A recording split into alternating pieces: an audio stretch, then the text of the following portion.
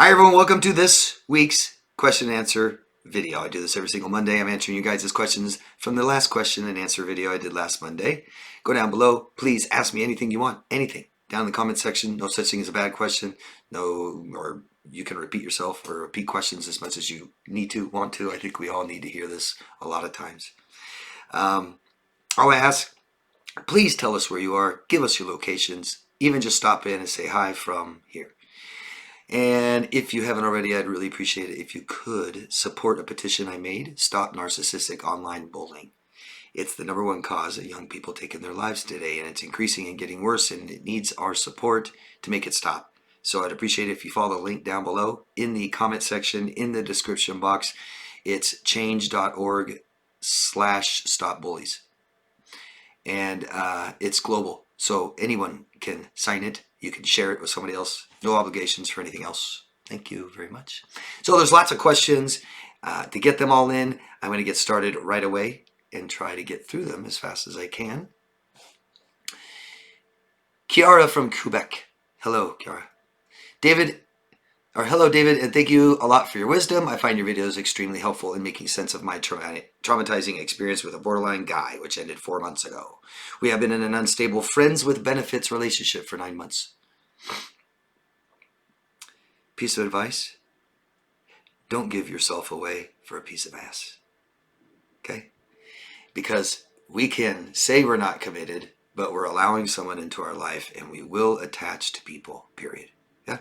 And then all of a sudden, it's called sliding into commitment over deciding. Eventually we're committed. Eventually we should live together. Eventually we should get married, when they're never marriage material from the beginning. That's why we only have sex with them. We have been in an unstable friends with benefits relationship for 9 months. I just read that. I have never wanted to be in a serious relationship with him because of some giant red flags. Then why give him your body? I noticed, despite he asking for it and telling me he loved me as a person. Go figure. Unfortunately, with time, I developed some feelings, attachment, and decided to give the relationship a try. Even though we had all these red flags. But the sex was good. No, we just attached. Right after, and we invest our time, whatever else you invested. Don't want to walk away from it. Right after a period of no contact and him hoovering.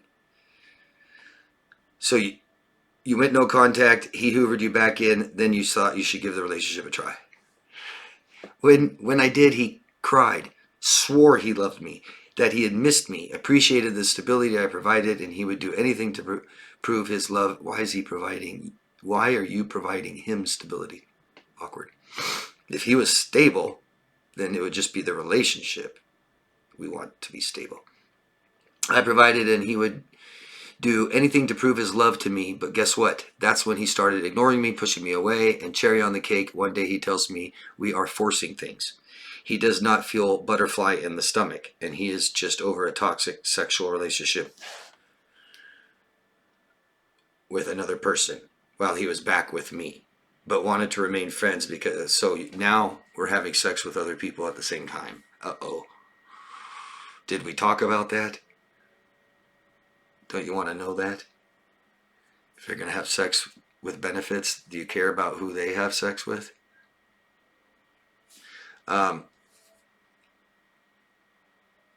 Then he wants you back in his life again and respects me and loves me. I broke things off right away, but I'm still suffering from the betrayal and from how totally unexpected it was when I had decided to open up. Sorry for the lengthy message, but I'm curious to know what you think of it. I'm not sure this was all planned to hurt me. He was very cold and detached while speaking, but then why wanting to remain friends? I don't get it. Because he doesn't want to commit to you. He doesn't love you, just wants to use you. That's why, Kiara, and I'm really sorry. I'm really sorry. I'm sorry you got attached to someone that you didn't want to be attached to. Someone you didn't want in your life. And you let him in your life. And he never committed to you. He won't commit to people. Has a fear of commitment, a fear of vulnerability. He cannot care for himself emotionally. He's not self-reliant, lacks self-reliance, very codependent, exploits people. And he plays push-pull games.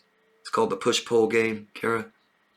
And a lot of it is emotional,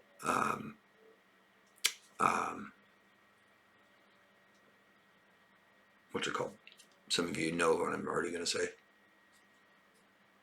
Avoidancy. So probably has an avoidant attachment style, but he's also emotionally avoidant, doesn't want to be vulnerable, tell you who he really is. He hides things from you. He keeps things secret from you, tells you he loves you and these things just because you like it. And he probably just feels this way emotionally. Things are intense for him. And then things get too serious, too much responsibility, feels smothered and gross by you and other people as he gets close and then pushes you away. He's not being very honest with anybody either. Probably doesn't know who the hell he is at all and a little delusional. I'm sorry, Kiara. Stick with your moral values and make sure you give yourself what you need, not other people, or not just other people. If you need help with this, reach out to somebody, get some help, talk to somebody, have some support through this, understand it. I said this person lacks a sense of self, emotionally exploits you and others, so he'll never be alone. He cannot commit and prefers to use people, never being vulnerable. 13, Parisi 13, St. Peter's Misery. Favorite video so far? Oh, a Q&A, huh? You have a way of calling people out on their BS. Your humor and down-to-earth attitude is why I still watch these. Found you after my borderline. And in one of the videos, you basically described every single thing she did. I knew her behavior was off. She took a long time to realize how off it was. They can wear a mask a long time. And the innocent, believable victim, very dangerous people. Thanks for your work. Thank you very much for telling me and supporting me. Yeah, we all kind of wear a mask. But eventually it will fall. These people are too unstable. Northern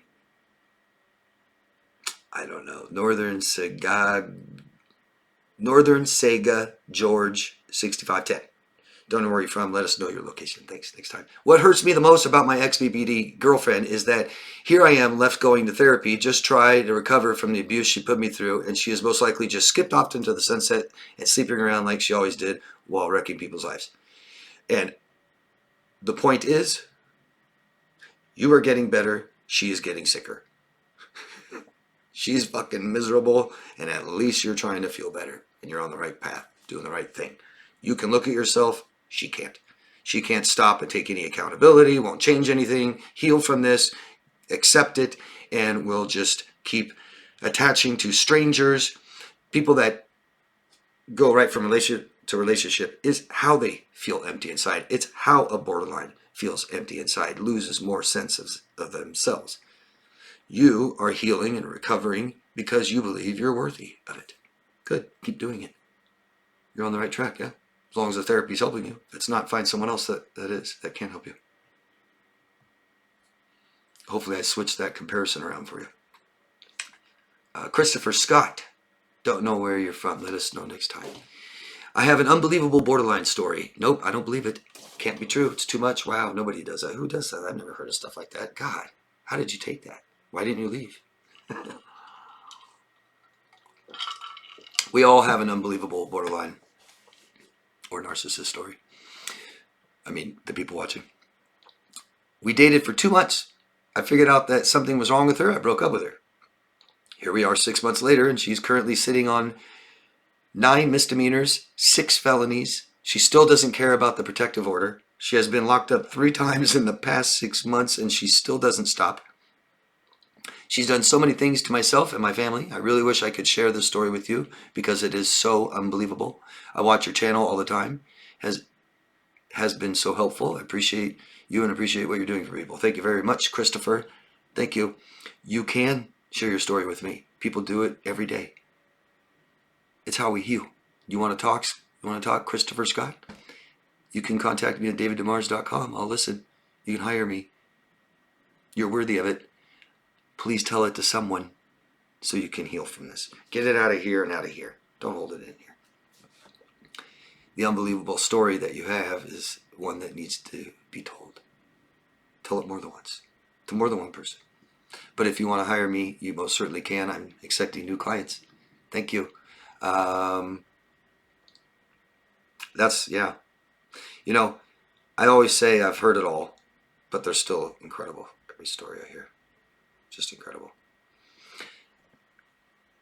You didn't really have a question.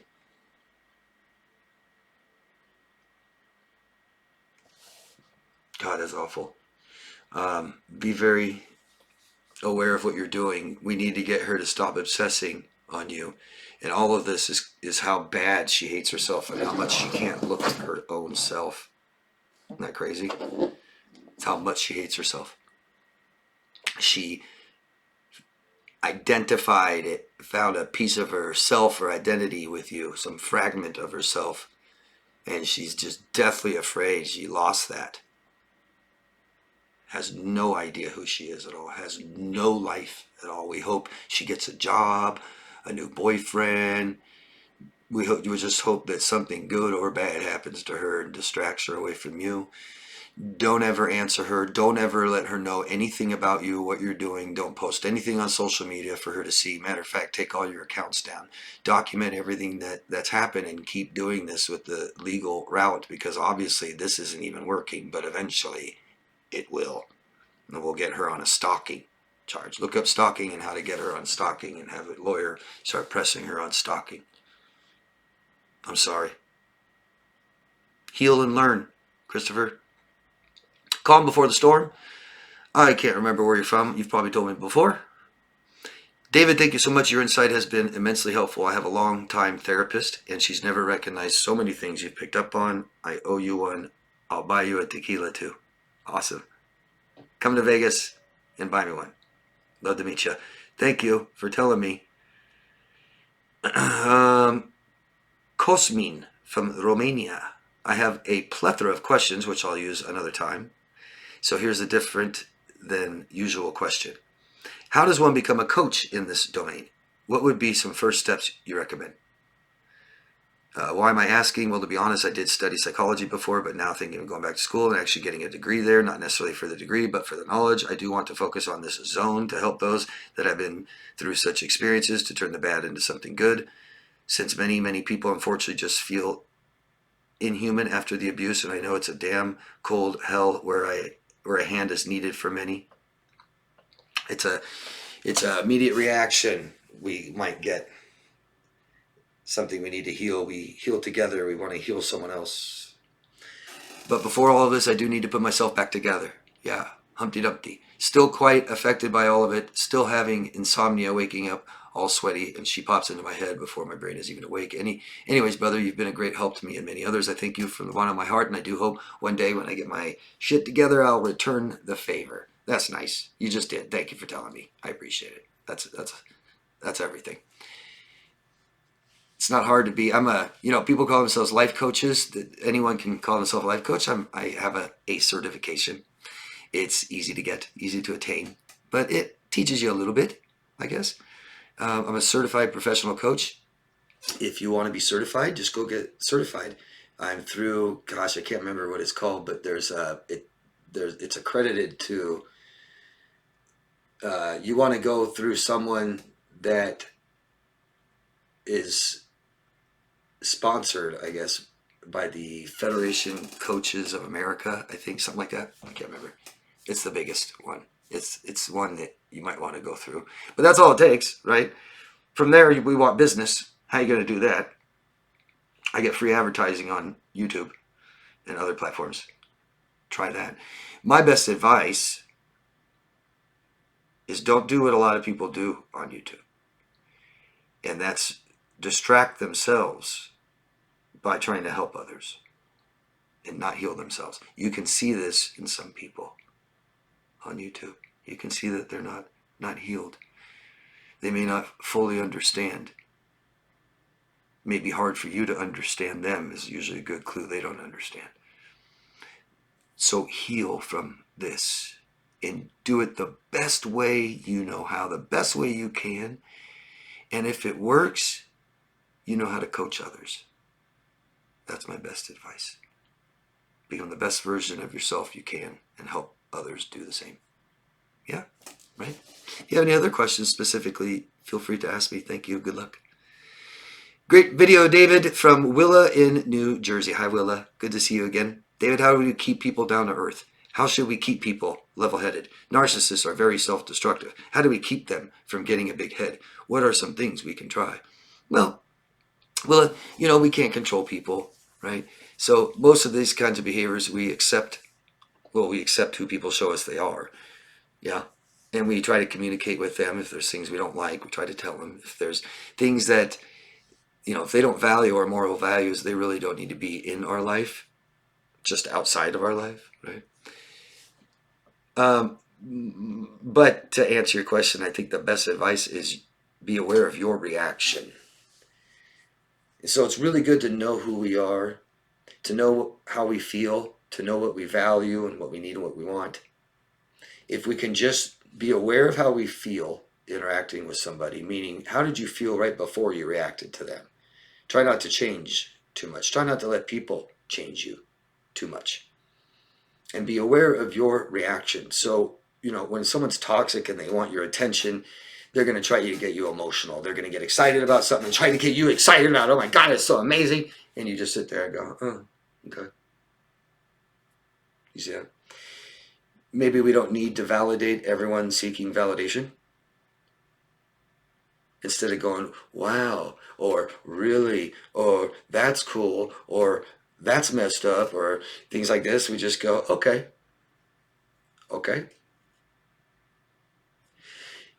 There's a lot of stuff we can do to learn how to interact with people better.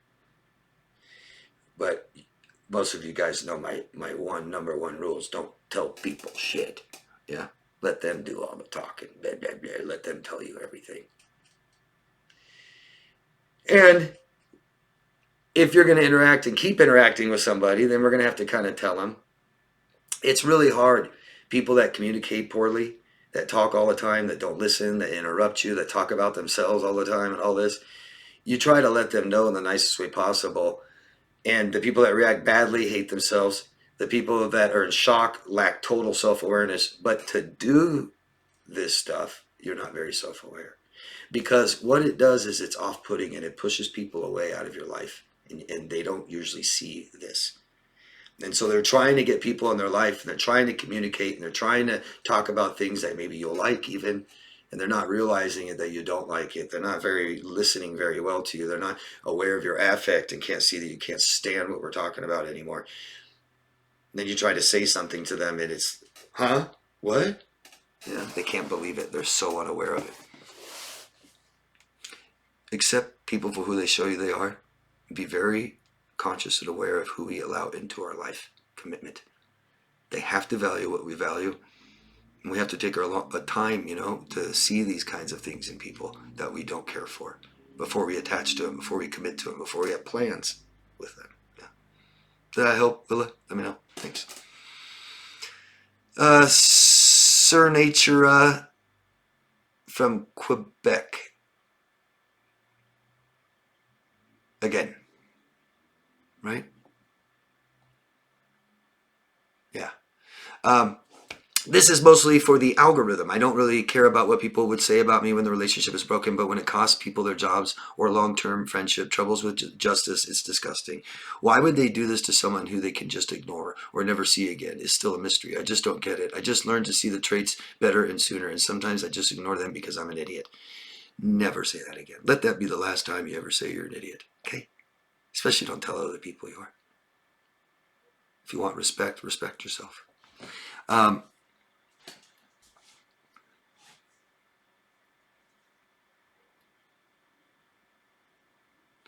You don't care what people say about you when the relationship is broken, when it costs people their jobs, long-term troubles with justice. It's disgusting.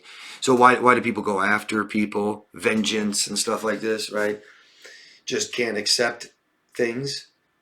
Broken, hurt ego. Feel like you can't control your own life and heal from this and get better. Am I directed at them? Don't like looking at myself. Hate myself. I don't want people to know how bad I am. I don't want to know how bad I am. I don't want anyone else to know. Lots of different reasons, but just complete self-hatred and shame. Yeah? What do you think? Don't ever, anybody, berate yourself like that. It's okay. I've done it. We've all done it, but we can't. Ever. Good morning to you, David. Still nice enough weather to get out and do things in Ohio. Rory. Hi, Rory. When I first started trying to learn about what was happening in my life, I didn't know about narcissism. We aren't born knowing. I read books, but it still wasn't sure. Even our therapist never used that word when he explained that my husband didn't care that the things he was saying or doing hurt me. He would do them anyway, and he could keep them separate from me, that it doesn't affect me. Oh, hey, this ties into your last question, I'm sorry, about the person wanting to go back to school and become a coach and stuff like that. You don't have to go to school to learn this stuff, just to let you know. Most universities are very, kind of toxic and poisonous and just put you in debt. I know you said you don't care about the degree, you just want to learn the information. I went to college. I took every psychology and sociology class. Doesn't help me. Who cares? Many therapists don't know a single thing of what I'm talking about. Here's someone talking about their therapist telling them, probably for a long period of time, that their husband doesn't care about you, doesn't care how you feel, doesn't care how it affects you, anything like this, but never even knew the word narcissism. He was supposed to in school. But so you don't have to go to school to learn this stuff. I found free lectures from major universities around the world and started learning about this stuff. A lot of it's firsthand nature and stuff. Firsthand experience and helping others. I just keep learning more. I learn more every day. Just wanted to get that in. But Rory says, didn't know about narcissism. Therapist didn't tell her. You were able to look narcissist on it. Oh, when you finally got a phone many years ago, you looked up narcissist and the world opened up to you. Unfortunately, there was a bad mixed up with good channels, and I had no way of knowing with my limited knowledge. I now only watch about 3 channels that I trust are not narcissists themselves. What advice do you have for beginners navigating the internet for info and help with this subject? Thank you, David. Thank you, Rory. What other channels do you watch, if you want to tell us? What can I say about first finding this information, stumbling upon these videos on YouTube? Kind of what you would say to anyone looking up information online, right? Take everything with a grain of salt, especially when it comes to our mental health. Like I said, I self-educated online with free lectures and stuff like that. A lot of it was that. I guess the people you're watching on YouTube, what is their experience? Where are they coming from? Are they a professional that helps many, many people with this kind of stuff? So they have lots of experience doing that. Do they have personal experience? Are they healed from that? Take everything with a grain of salt. There's so much misinformation, and I hate that word, but there really is about these types of disorders. It's crazy, right? The word narcissist is thrown around so much now. People are getting accused of being a narcissist for like the stupidest, smallest things that so many of us do. It's a real serious mental illness. All of these are. And there's a real distinct criteria for them. And we can't just be calling people these things, labeling them. But yeah, just be careful what you see. Just like, you would tell anybody online. Be careful what you hear and read and see. We're at a real vulnerable state where we have so much self-doubt and we don't understand. People get caught up with the wrong channel, the wrong therapist, the wrong coach, things like this, and it's very, very damaging. The wrong stuff can be very damaging.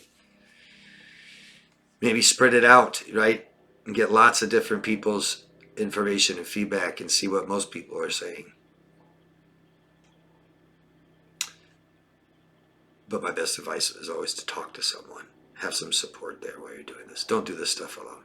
Okay? That's what helped me the most. Not the videos, not the lectures, not talking. JR from Nashville, Tennessee. Good to see you again. It's been a long time, JR. People abusing other people for who they voted for has become the norm. Yeah, pretty sick. Pretty divided country we live in right now. I literally have been verbally abused in conversations, if you can call them that, over the election results, and one girl even hit me over it. Is that narcissistic abuse? Sorry for the noise. Yard work starting right now. Awesome. Great. So, well, can't we call all abuse narcissistic in nature? But there's more like psychological and emotional abuse when we talk about narcissistic abuse. God, I can't believe that noise. That's so loud. I start videos over all the time, and I'm not going to start this over. Sorry. Maybe it'll stop in a second. I mean, she assaulted you. Physical abuse, but it's illegal. That person should literally go to jail. Yeah. In our society, we seem to be pretty lenient on women assaulting people, especially other men. It seems to be kind of okay. It's not. Good to see you, JR. Marie Williams, don't know where you're from. Let us know where your locations are. Tell us where you guys are. Hi, how do you feel with narcissistic people who give you advice when they are actually trying to one-up us? Well, it feels gross, doesn't it? Not heard, not seen, not equal, who cares? All one-sided conversations, right? What I said earlier, don't emotionally react. We don't tell people what to do ever. Ever. Don't you tell someone what to do, and don't allow somebody else to tell you what to do. Certainly don't listen. The second they start telling you what to do, that's what I don't do. Leave me alone, right? If I was to tell you what to do, I would have to know exactly who you are, right? Because it wouldn't matter what I want, what I need, how I feel, what I believe in, what I value. It matters what you need, what you feel, what you want, what you believe in, what you value. Yeah? Stupid. So am I supposed to know you so well that I can tell you what to do? Or should you know yourself so well and you can tell yourself what to do? Advice is asked. Unwanted advice is control, isn't it? I'm telling you what to do. Right? I mean, I do this for a living and I still don't tell people what to do. I just make suggestions and I'm constantly asking, how do you feel? What do you want? You tell me what you want. I'll give you suggestions how to get it, but I'm not going to tell you what to do. We're too different. I'm more accepting. People not doing what I do. Yeah, we just tell them that I'll ask, thank you, but I'll ask for your advice when I want it. But you said, how do you feel? Oh, I'm sorry. How do you deal with narcissistic people who give you advice? Yeah, don't react. I made lots of videos about people that you have to work with and do all this stuff, and ways that we just ignore them, ways that we don't react and just go, okay. Wait till they're all done, tell a story, and look at them and go, what? I'm sorry, I wasn't listening. Make them repeat the whole thing. Make them repeat 3 times. Sit there and do something else and talk on your phone, like they do. Turn your back to them, stuff like this. Go, hold on. When they start, hold on. Call them out.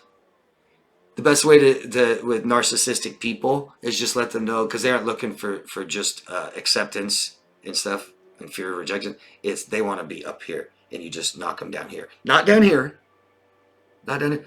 Just knock them to average. Right? Oh, yeah, that's what everybody else does. Oh, yeah, I had a couple of friends that did that too. Oh, yeah. Oh, I know a lot of people that are better, actually. They have a higher IQ. They do better on tests. They're a lot faster than that. But, yeah, that's okay. Frustrating. They'll get.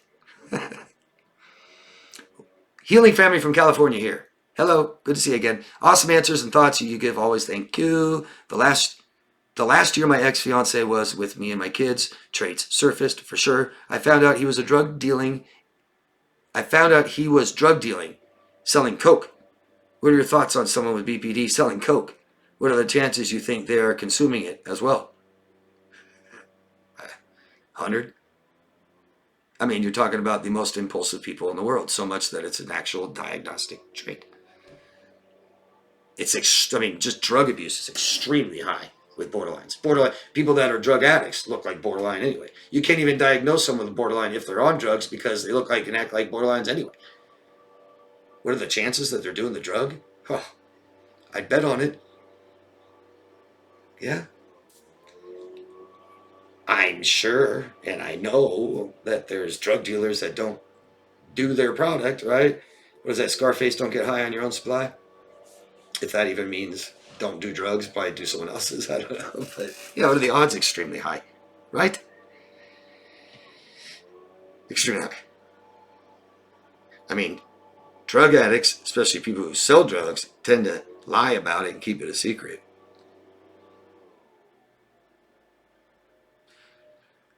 I don't know. What's worse?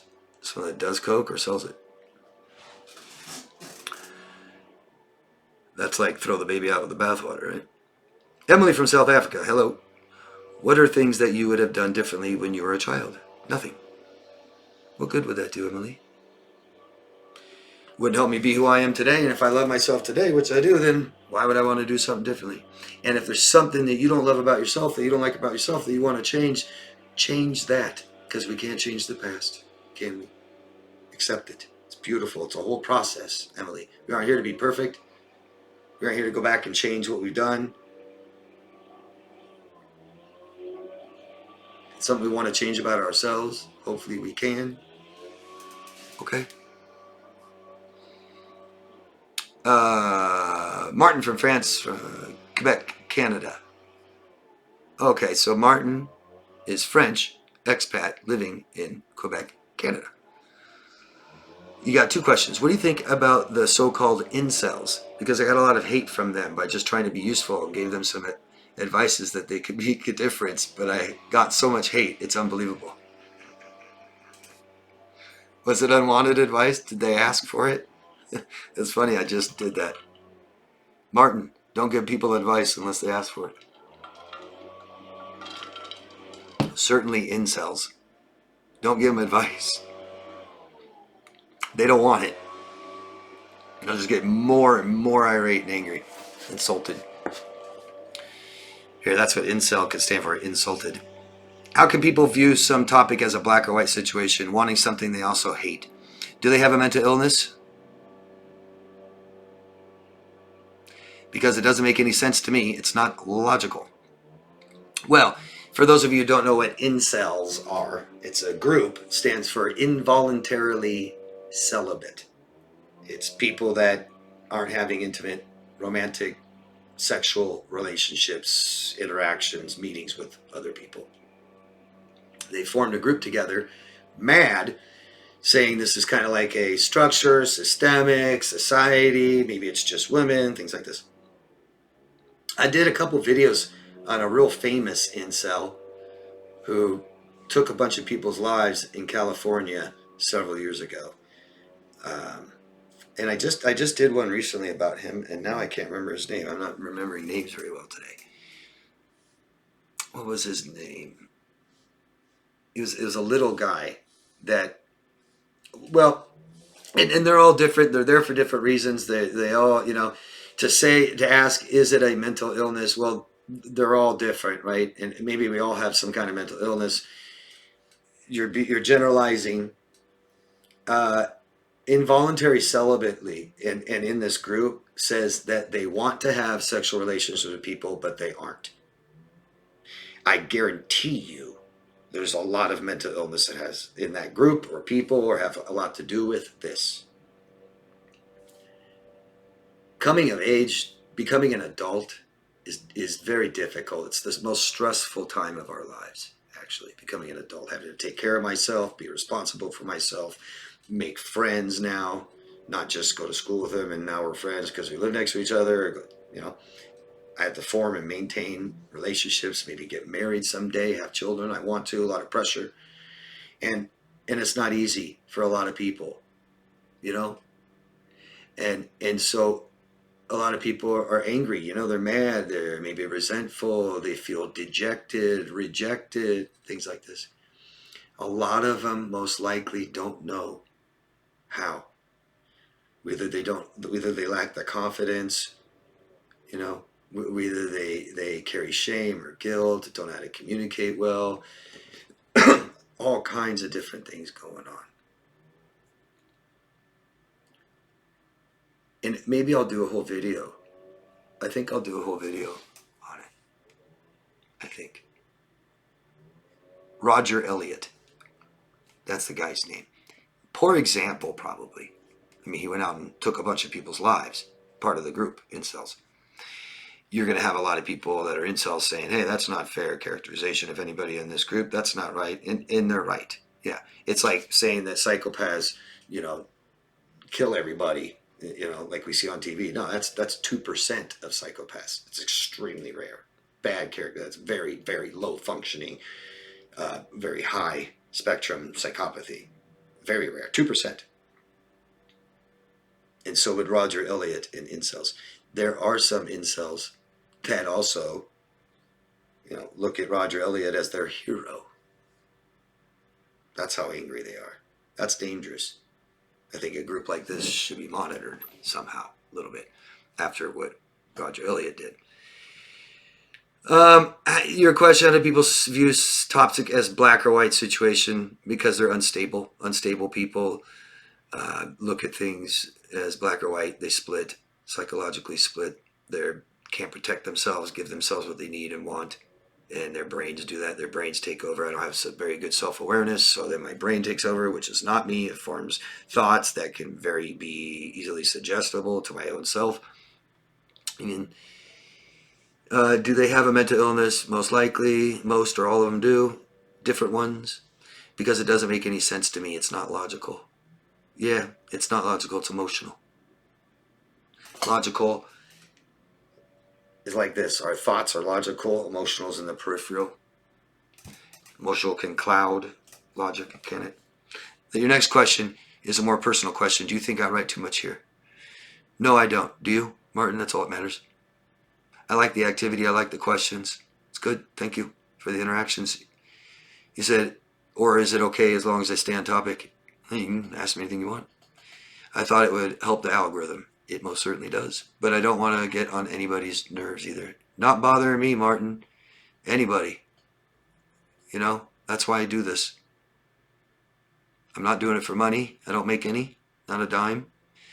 I just feel good about myself, helping the world become a better place. I'll never forget what I've been through. How difficult my journey was so long ago, before videos. So it makes me feel good to interact, to help you guys out a little bit. Sometimes it just takes one thing I say, it changes people's lives. You guys tell me that, so it's incredible. That's it, guys. Thank you. I appreciate it. Thumbs up, subscribe to the channel, ask questions, tell us your locations, support the petition. Most of all, love yourself first.